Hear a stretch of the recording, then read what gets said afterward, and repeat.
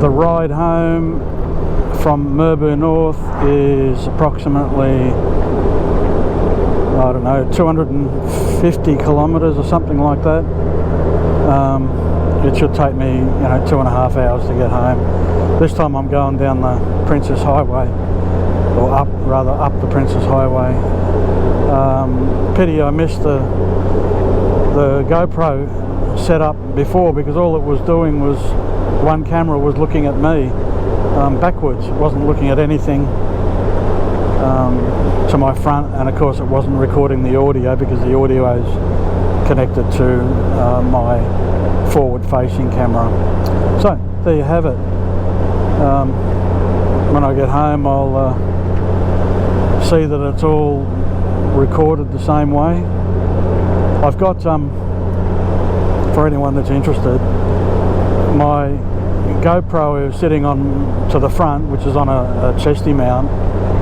I've got it connected through my jacket to a 20,000 amp hour. Sounds a lot, doesn't it? I wonder if I got that right. 20,000 amp hour battery, so it'll last for the next decade before it goes flat. It's not heavy, it sits in the inner pocket of my jacket, quite comfortable. Better than connecting it up to the bike anywhere, because when you get off the bike you literally have to unplug everything, but with it in my jacket all housed in the one area, I don't have to unplug everything. The only thing I have to turn off is the GoPro that's facing towards me. Anyway, it might make for a more interesting video, to me at least.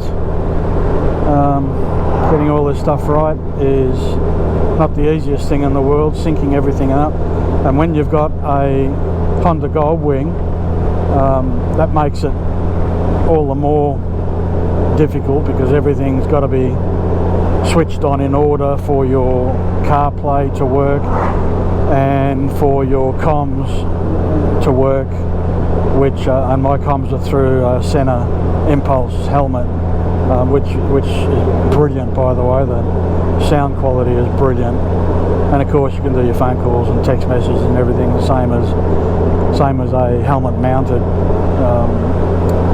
communication device. Anyway, there we are. I'm going to enjoy the ride home now. I'll take a bit of footage on the way. This is a nice ride heading down the range from Merbu North to Morwell, then turning right onto the Princess Highway through Traralgon, then Sale, and then from Sale back to Newlands Arm, where I live. So yeah, as I say, about 2.5 hour ride. By the way, I seem to be always happier if I'm doing just under 100 kilometres an hour. I don't know, the bike kind of likes it, or I like it, or the bike hums a bit better. I don't know what it is. But I always tend to sit on about 95, 96, 97, something like that kilometres an hour. I know it's not fast, but who needs to be? Perfect day, perfect ride. Screw the Israel-Hamas war. I'd rather not think about what's going to happen there over the next week. It's Sunday the 29th, I think it is today. So who knows what the next week's going to bring over there, but I can't worry about that right now. I'm just going to enjoy the ride. M1 freeway, motorway, freeway, Princess Highway. This will take me through to Traralgon, where I'll get some fuel. Still a nice ride on here. It's a bit boring because there's no turns anywhere to speak of, but it's okay. Bloody good road since they've done it up again. Well, they're always doing it up, but it's been roadworks on this highway for the last 20 years that I can remember. guess it'll just keep going all the way to Sydney. They need to do something between Bairnsdale and Sydney because it's all one lane. It's been like that since I was a young kid. Anyway, just thought I'd give you an update.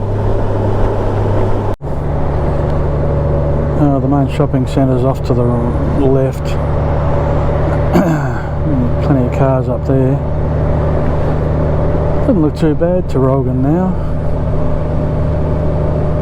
Although pretty much the same as what it's always been, but it's fairly clean. It's a high crime rate area though. Yeah, I don't think I'd live here, but a lot of people say it's better now than what it's been in past days. Macca's there, always a favourite place to eat, and I don't think I've ever been through these traffic lights without having to stop. There's a big Harley Davidson dealership up here on the left, but I don't think I'll stop. It's not open anyway. They sell Harleys and Indians.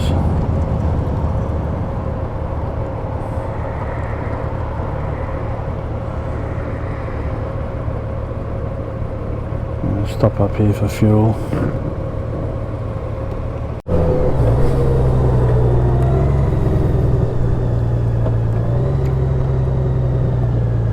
This is my favourite fill-up stop on the way from Melbourne to home.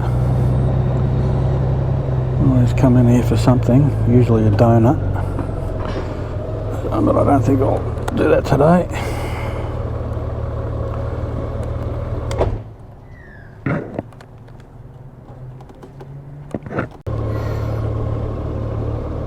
Oh boy.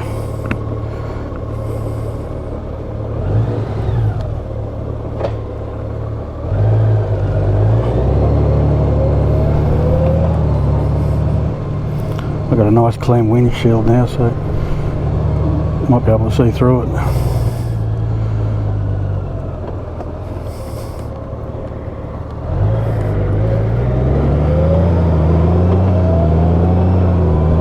The highway is pretty much like this all the way. Nothing too interesting, but if I see something worthy of note, I'll record it. Mounted. I normally have that on everywhere I go, but I didn't need it on this trip because I know the way so well. But you know, it's not, I've just realised it's not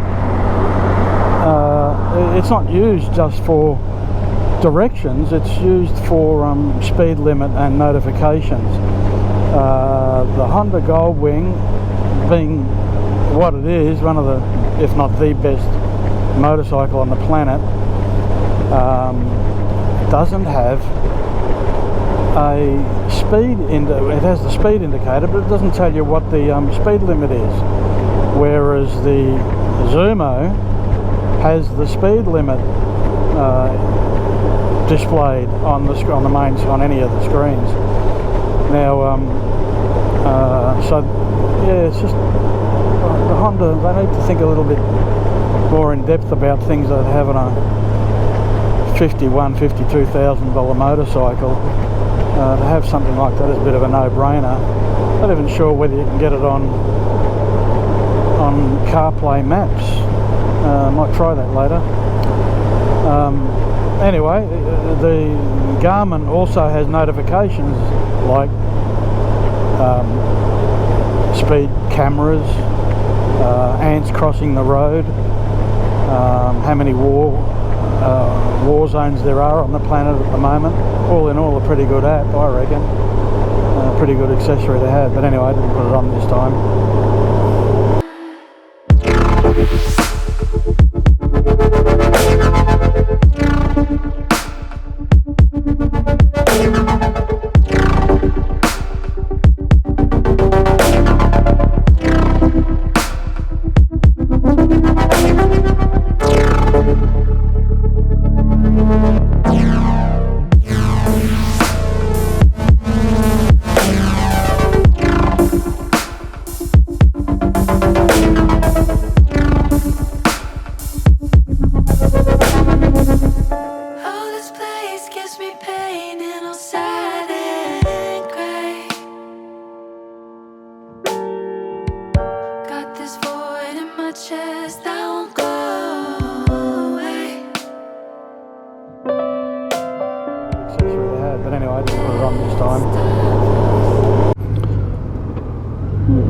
history here. This is one of the most, or the biggest original port in South Gippsland. That's at the beginning of the South Gippsland, or the beginning of the Gippsland Lakes, the Great Gippsland Lakes, which is about 3,000 kilometres of coastline, separated from the ocean, which is 90 Mile Beach, by just a thin strip of land. So it's pretty popular sort of a place for holidays and boating and sort of stuff.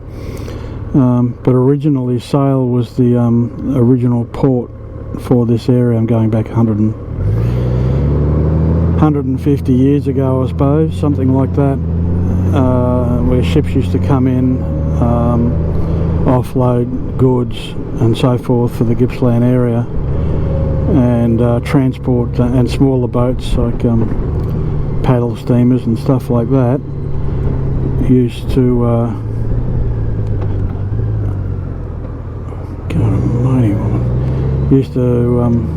transport timber all up and down the Lakes District.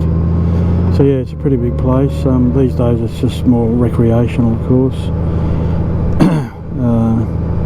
Yeah, so this is Sale. There's also one of the few RAAF bases in Australia, important bases. I think they have a training unit down here for the pilots. I've been there a few times when I was in my military service, flying through for one reason or another and stopping at Sale. Yeah, so there's a lot of RAAF personnel, which I guess makes up the economy of the town, I would imagine. I haven't been out there for some years, but yeah, it's a big base.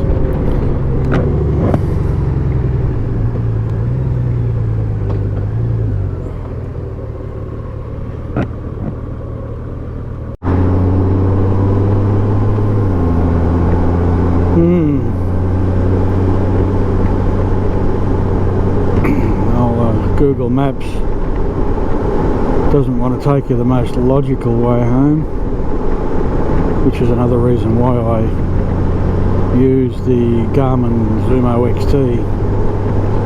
I was listening to cruiseman Rick Dickman the other day giving a what he called a rant on the on the Zumo XT2, saying that the route planner wasn't all that great. So I think I'll stick with the Zumo XT. Everything's pretty well perfect about that. Anyway, not so far from home now. Almost home now, only 1.5 kilometres to go. About 450, 460, 470 k's today I did. 470? I'd have to work it out. Around 450 anyway, which is a pretty decent sort of a ride, but it was a beautiful day. Just heading towards the lake now. It's a bit of a... no one really knows this place exists. But there's Siri saying where I am. So yeah, it's been a good day. Another 500 metres and I'm pulling into the house. I have to stop and open the gates. There'll be a lot of people on the water this weekend, I would imagine.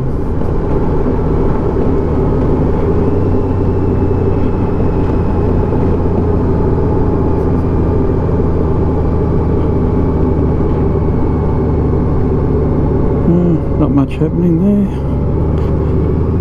And in we go. Oh, gate's open.